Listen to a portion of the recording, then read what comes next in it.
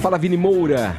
Fala, Edgar Piccoli. Bom dia, rapazinho. Bom dia pra você. Bom, quer dizer que sobrou até pro filme Bruna Surfistinha. A gente já vai nesse papo polêmico. É isso aí, tá ok? Vai acabar isso aí, tá ok? Por que o presidente Bolsonaro não quer grana pública, não quer dinheiro público em filmes como esse, em filmes como o da... Assim, é uma espécie de cinebiografia, né, da Bruna Surfistinha? Isso. Segundo o presidente, porque são filmes que praticam ativismo. Edgar, ontem ele esteve reunido com o ministro da Cidadania, o Osmar Terra, enquanto nós vemos aí um pouquinho do trailer de Bruna Surfistinha, filme que foi lançado em 2011, fez muito sucesso, foi a segunda maior bilheteria do país naquele ano. Segundo os produtores, acabou gerando aí centenas de empregos, teve um retorno muito grande, um retorno financeiro muito grande, mas para o presidente Bolsonaro, filmes como o da Bruna Surfistinha não serão permitidos mais por praticarem ativismo e também, pelo que ele diz, por respeito às famílias. Então ontem ele esteve reunido aí com o ministro da Cidadania, Osmar Terra, e ficou decidido, Edgar, que já está aí meio que acordado que a Ancine será transferida do Rio de Janeiro para Brasília, para que eles tenham uma maior regulação ali da política do audiovisual que é praticado pelo órgão, e também já está decidido que o Conselho Superior de Cinema, que é responsável pela política nacional do audiovisual, vai passar aí do Ministério da Cidadania. Então sai das mãos do Osmar Terra e vai para a Casa Civil, nas mãos do Onyx Lorenzoni. Esta medida, eu li os mais diversos relatos assim de especialistas na área, de cineastas, de pessoas que já participaram dessa pasta, alguns com a opinião de que pode ser uma coisa boa, porque estava um pouco escanteada ali no Ministério da Cidadania, não estava se dando tanta atenção para o cinema. Outros já consideram que pode ser uma medida ruim, porque vai representar aí uma censura ao cinema, porque vai estar lá agora na Casa Civil e o Bolsonaro vai estar regulando que tipo de filme que pode ser feito, que tipo de filme que não pode ser feito, e isso acaba sendo reforçado por essa declaração dele com relação ao filme da Bruna Surfistinha. O ministro Onyx Lorenzoni, que vai ter agora em mãos então esse Conselho Nacional do Superior de Cinema, Edgar, disse o seguinte também: cinema precisa ter apoio? Sim, mas precisa ter cobrança de resultados. Com raras e honrosas exceções ao longo do tempo, nós temos filmes de altíssima qualidade. Essa foi a frase do Onyx Lorenzoni, ministro da Casa Civil. E hoje na coluna Painel da Folha, os produtores do filme Bruna Surfistinha diz a coluna, né, que se mostraram aí revoltados com essa declaração do presidente Jair Bolsonaro, defenderam a produção, principalmente naquilo que se refere à geração de empregos que o filme produziu na época em que foi lançado, e também do retorno financeiro que ele obteve, Edgar. É uma indústria, né? Sem dúvida alguma. Foi um pouco na linha do que o Fefito falou aqui, né? Uma indústria que emprega, que produz, né? Que movimenta a economia brasileira também. Pois é. E que representa, é uma vitrine para o Brasil lá fora, inclusive. Aliás, já que eles estão tão preocupados, a gente vai falar disso sobre o caso da Embratur já, é uma vitrine para o país que inclusive atrai turistas para cá. Mas assim, primeiro, antes de mais nada, é muito necessário que a gente entenda como funciona o cinema no Brasil.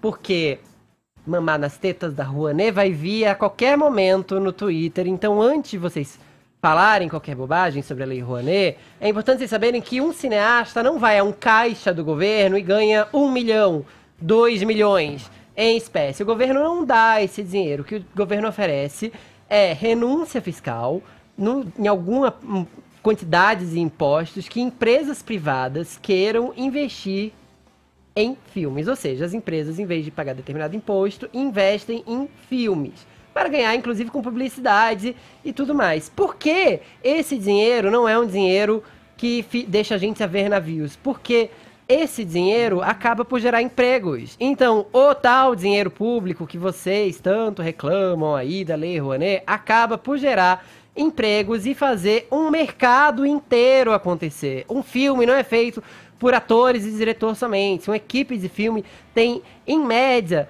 de 100 a 200 pessoas. Porque tem todo o processo de pré-produção, de finalização. Então, além de tudo, num país com 13 milhões de desempregados, que deveria ser a preocupação desse governo, e não o que se faz com a história da Bruna Surfistinha, a gente ainda incentiva a geração de emprego.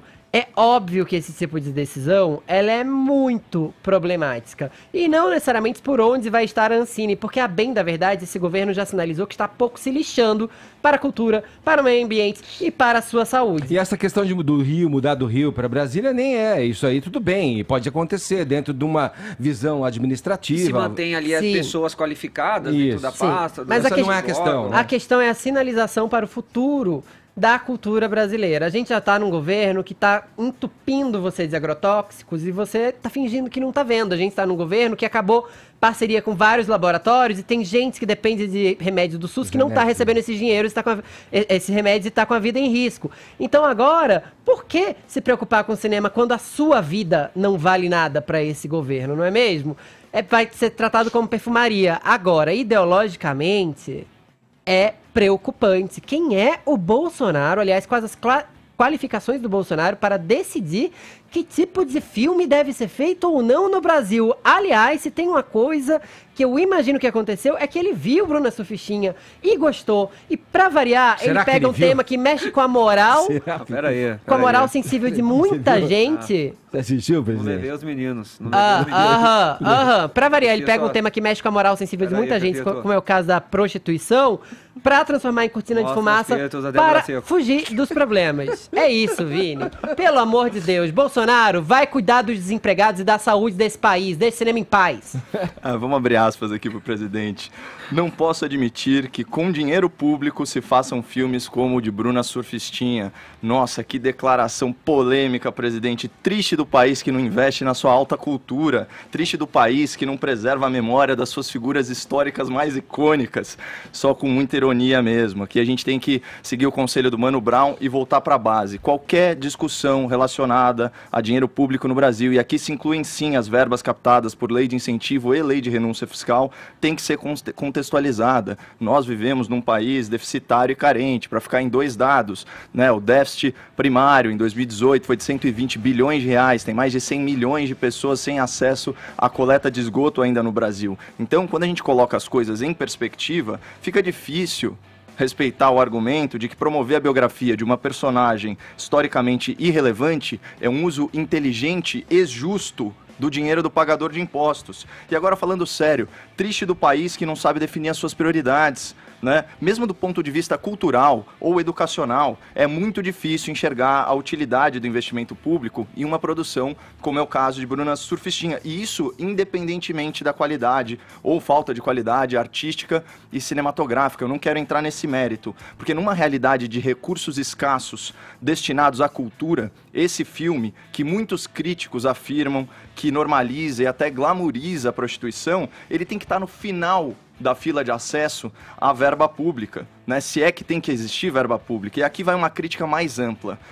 O dinheiro do pagador de impostos, ele é utilizado para financiar os custos do filme, mas o contribuinte, ele não se beneficia do eventual lucro com bilheteria e exibição. Nada mal, né? A gente fica com o ônus e eles ficam com o bônus. O povo brasileiro, nesse sentido, é o melhor sócio do mundo e é obrigado a ser sócio. É obrigado a participar de empreendimentos com os quais ele não concorda. E eu quero frisar isso porque isso é uma reflexão muito importante. O risco de prejuízo para os envolvidos é zero. O cachê do diretor, o cachê do produtor e dos atores está garantido. Isso quando a remuneração não é superfaturada, porque aquela lógica perdulária do serviço público, que paga salários em média 70% maiores do que os de valor de mercado, também se aplica à cultura. Seja por lei Rouanet, seja por lei de incentivo, seja pelos cachês e contratos com estatais de comunicação, como é o caso, por exemplo, da EBC, que é mais conhecida como TV Lula, pelo seu viés militante. Então aqui, olha, segundo a publicação da Folha de São Paulo, Bruna Surfistinha teve mais de 2 milhões de espectadores. Parabéns aos envolvidos na produção, mas nós, os contribuintes, né, vamos dizer assim, a gente ainda está aguardando o retorno do nosso investimento, porque eles lucraram.